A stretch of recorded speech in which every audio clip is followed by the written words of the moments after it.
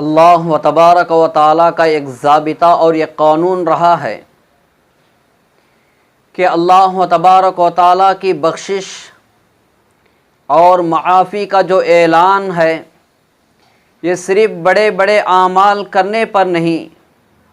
بلکہ جب آدمی چھوٹے چھوٹے اعمال کرتا ہے تو اللہ تبارک و تعالیٰ بخشش اور معافی کا اعلان کر دیتے ہیں۔ چار مشہور امام گزرے ہیں، امام اعظم ابو حنیفہ اور امام مالک اور امام شافعی اور امام احمد بن حنبل رحمۃ اللہ علیہم۔ ان میں سے امام احمد بن حنبل رحمۃ اللہ علیہ کے مکان کے پاس ایک لوہار کا مکان تھا۔ اس نے اپنے بال بچوں کی کثرت کی وجہ سے ہر وقت کام میں مشغول رہتا تھا، اور اس لوہار کی ایک عادت شریفہ یہ تھی، جب یہ لوہار لوہے کو کچلنے کے لیے ہتھوڑے کو اٹھاتا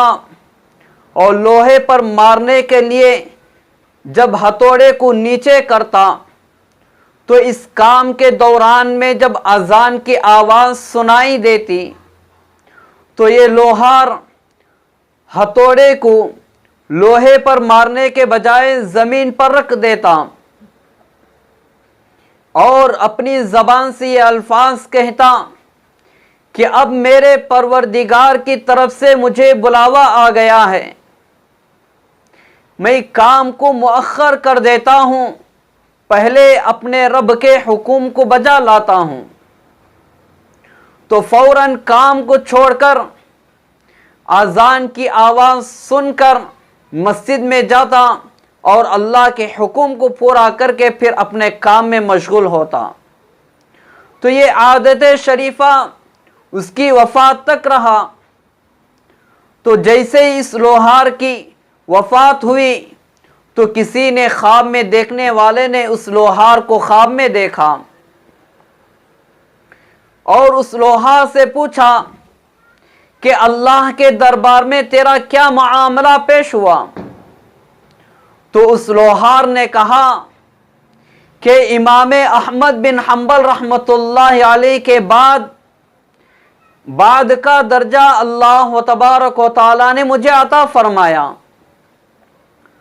تو اس خواب میں دیکھنے والے شخص نے کہا کہ نہ تیرے پاس کچھ علم تھا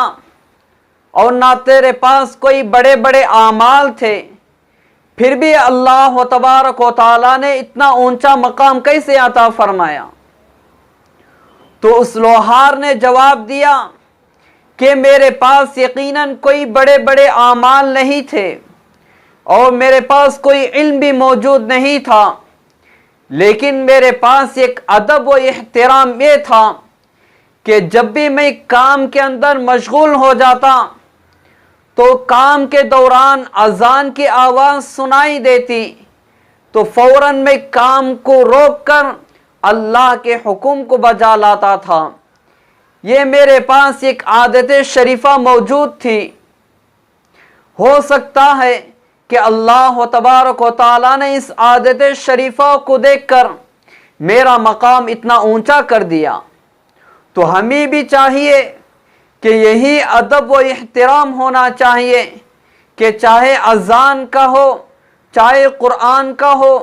چاہے ذکر و اذکار کا ہو، ہر چیز کا ہمارے اندر ادب و احترام ہو۔ جیسے ہی اذان کی آواز ہمارے کانوں میں پڑے تو فوراً ہم اللہ تبارک و تعالیٰ کے حکم کو بجا لانا چاہیے۔ جیسے ہی اللہ کا حکم آ جائے تو فوراً ہمیں عمل کرنے والے بن جائیں۔ کیا معلوم کہ اللہ تبارک و تعالیٰ کو ہماری کون سی عادت پسند آ جائے اور ہمیں بخشش کا